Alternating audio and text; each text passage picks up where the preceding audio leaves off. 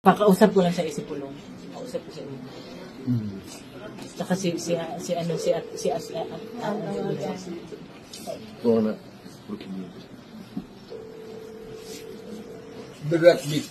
That's for the courts to determine, sir. Let's go, sir, please. As a former president, sir, as a prosecutor, and a highly regarded president, sir, and prosecutor. Let me ask you a direct question. Where are you bringing it? I'm bringing you to the Hague, sir, the Netherlands. No, that's impossible. Magkakaroon. Please, sir, we have already settled that. The decision has been made. Hindi ho ito. Andiyan naman, sir, ang mga lawyers mo. Nakita naman nila, sir. It's a decision of... Sir. I have 4 slots. Sir, you can bring four members of your, including you, sir, 4. We have 4 slots for you. No. You know, I'm sick. I'm sickly. May doctor tayo, sir, with a long doctor. 80 years old.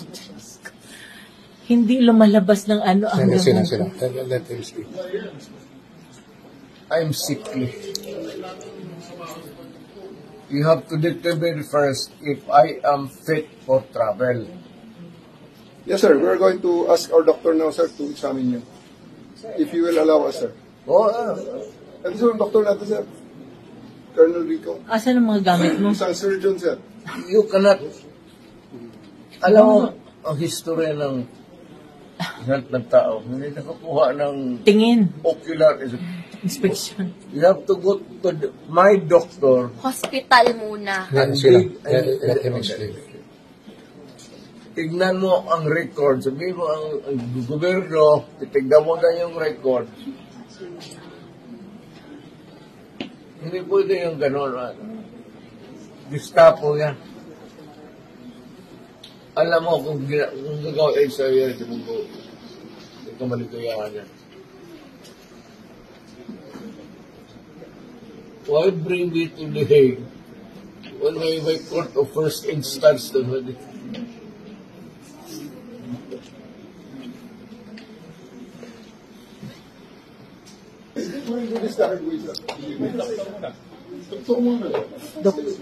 Doktor niya.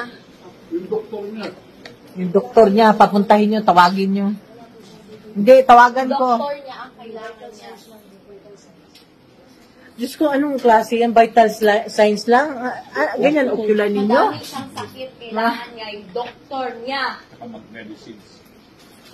Mga medicines niya hindi pa ready.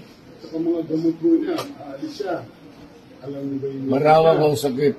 Hindi niya siya pwedeng uli na ganyan na kailangan niya ng gamot, kailangan niya doktor, kailangan niya nurse niya.